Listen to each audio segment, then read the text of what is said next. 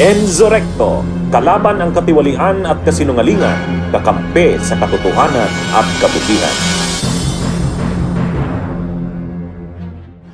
Congressman Abante binanatan ang balak ni Bongo at Bato na hearing daw kapareho sa Quadcom tungkol sa extrajudicial killing investigations. Nito kasi pong nakaraang araw. Na-interview itong si Bongo hingil dito sa mga sinabi ni Garma laban sa kanila. At dito nabanggit rin ni Bongo na may balak silang maglunsad din ng kaparehong pagdinig hingil dito sa extrajudicial killing ng Quadcom. At dito raw papadaluhin niya si Garma at yung iba pang sangkot sa isyong ito, pati rin. Daw si Digong Duterte papapuntahin nila, hindi para batikosin bagkos, linisin ang kani-kanilang mga pangalan. Hay naku, gagamitin na naman ni Bato at Bongo itong Senado para sa kanilang benepisyo. Mga walang hiya talaga itong mga taong ito. Kaya tama lang ang sinabi ni Congressman Abante laban sa inyo. Anyway, bago po natin marining ang sinabi ni Congressman Abante, panoorin na muna natin itong balita. Former President Rodrigo Duterte will be called into a separate drug war probe that his allies in the Senate plan to initiate during the session break. The investigation will be conducted by the Senate Committee on Public Order and Dangerous Drugs, headed by Duterte's former police chief and now Senator Bato de la Rosa. De la Rosa on Wednesday, October 16, says Duterte, along with his former cabinet members, will be invited as resource persons at the Senate's probe.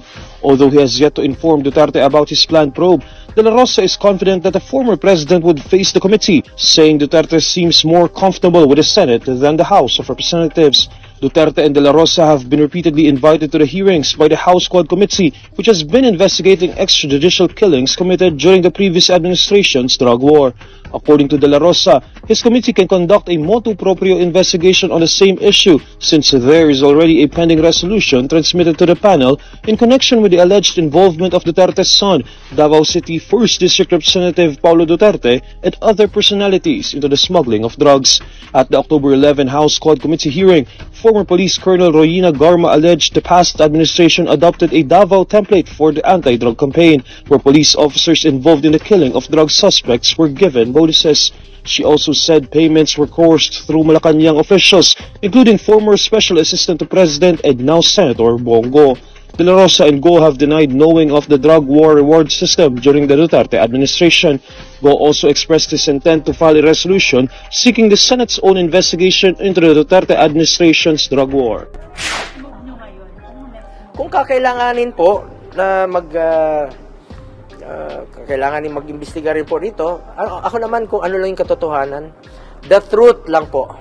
Dito lang tayo umikot sa katotohanan at hindi tayo magkakamali dyan. Kung kakailanganin po para magkaroon tayo ng parallel investigation dito sa Senado para malaman po natin ng katotohanan, I'm very much willing na mag-file din po ng resolution para magkaroon po ng investigation rin po dito sa Senado para malaman natin kung ano lang yung totoo. Sa lahat ng kung gusto niyo imbestigahan yung war on drugs, pwede nating pakinggan dito. Lalong-lalo na ang ating chairperson, si Senator Bato, is the chairperson of the Committee on Peace and Order at siya po ay Chief PNP para malaman natin kung ano talagang totoo at ano po yung naidudulot nito at tulong nito sa ating mga kababayan. Nakatulong ba ito sa ating pamumuhay, ang war on drugs? Kung tahimik bang nakakauwi ang ating mga anak na hindi nasasaktan? Wala po akong role, hindi ko po mandato ang war on operational yung operations ng war on drugs. Wala po akong kinalaman at hindi ko po mandato yan. Ang trabaho ko noon, nasa executive order, engagement ng presidente. Hindi naman po maiwasan na ako yung tinatawag parati ng presidente. Halika rito, i-arrange mo mga meetings. Pero hindi po sa operations ng war on drugs. Wala po akong kinalaman dyan at hindi po ako involved sa war on drugs.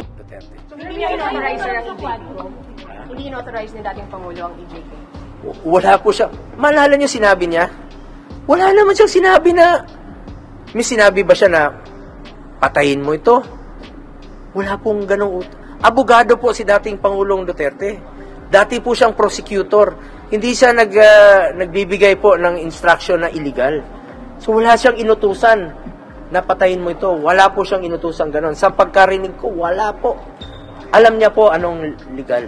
Sir, hindi ka magpapile ng kaso against mo? Kung kakailanganin po, pinag-aaralan po ng aming legal team. Sa Quadcom, hindi ka ate? Ako naman, kung kailangan, bakit hindi? Gusto natin ng katotohanan. Kaya lang po, meron tayong interparliamentary courtesy. Kaya nga po, pwede kaming mag-hearing din po dito sa Senado kung kakailanganin. Gusto lang natin yung totoo. Gusto kong malaman yung totoo lamang po. The truth. Katotohanan lang. You're open to attending? Tigilan mo kami, Bongo, sa paliwanag mo. Hindi mo ma-justify ang isang mali ng tama. Ito, Bongo, tanungin kita. Mabuti ba ang pumatay? Mabuti ba yung papatay ka na lang na walang paglilitis sa hukuman or dumaan man lang sa due process? Di ba mali? Anyway, at talagang papadaluhin pa ninyo si Digong sa Senado na alam naman natin na bias ang kalalabasan nito. Hindi naman ninyo kayang batikosin dyan sa pagdining si Digong kung pumunta siya dyan, di ba? Baka purihin pa ninyo ang kanyang mga ginawang mali. At saka magsasayang na naman kayo ng pera ng ating bayan sa paglunsad ninyo ng hearing na iyan. At ang purpose lang naman ay pang sariling interest dahil wag na tayong maging epokrito dito, alam namin ang plano ninyo. Kaya tama itong sinabi ni Congressman Abante laban sa inyo. Follow up lang po dun sa question about Bato, maglo-launch sila ng sarili nilang investigation po and i-invite si PRRD. Tingin niyo po ba magiging fair si Senator Bato dun po sa magiging pagdinig ng Senado, lalo na siya mismo po yung nadidiin sa issue ng war on drugs? Hindi. Paano niyo pa nasabi, sir? Well, you know, the thing is, he became the Director General of the Philippine National Police during the time of the former president. No? But just imagine, he was only a Brigadier General all of a sudden. Nagdagdagan siya ng star, no? Naging Major General siya and naging Director General. So I would think that he would be more biased than actually balanced in that hearing. No? Yan tuloy na supalpal kayo ni Congressman Abante. Ito po kasing pagdining ni Bato at Bongo, pwedeng maging isang malaking kabayasan ang magiging resulta nito. Bakit? Proven na namin yan, yung lang isinagawa ninyong hearing sa Davao, sa kay OJC compound, kina Torre, halos panig na panig kayo sa mga tao ni Quiboloy, imbis na maging balance kayo or patas. Mas dininig pa ninyo ang hinaing ng mga tao ni Quiboloy na alam naman natin in the first place, mali ang magtago ng isang kriminal, di ba? At sinusubukan ninyong paalisin si General Torre doon sa lugar na iyon para hindi na tuluyan mahuli si Quiboloy, yon. Malinaw iyon na ginagamit ninyo ang inyong posisyon at ang Senado sa pangsarili ninyong kapakanan. At kapakanan ng inyong mga kaibigan at hindi sa nakakarami. Well, mabalik tayo dito sa Quadcom, mabuti pa itong kamara. Tinitingnan nila talaga kung sino ang nagkamali. Pero dito sa gagawin ninyong hearing, baliktad ang mangyayari, ipagtatanggol pa ninyo ang maling gawain. Hay naku! Sana ay wag itong payagan ni Senate President Cheese Escudero at wag na wag silang magkakamali na pagbigyan itong si Bongo, baka matulad siya sa kapalaran ni Mig Zubiri.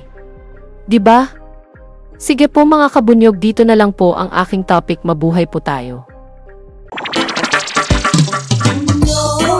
May kulanong salita na ang ibig sabihin dito ay ang pagkakaisa. Bunyog Party List. Halika na, Bunyog Party List ka na. Halika na, Bunyog Party List ka na. Sa susunod, ang atinang suportahan, Bunyog Party List, nagtataguyod ng katotohanan, lumalaban para sa bayan.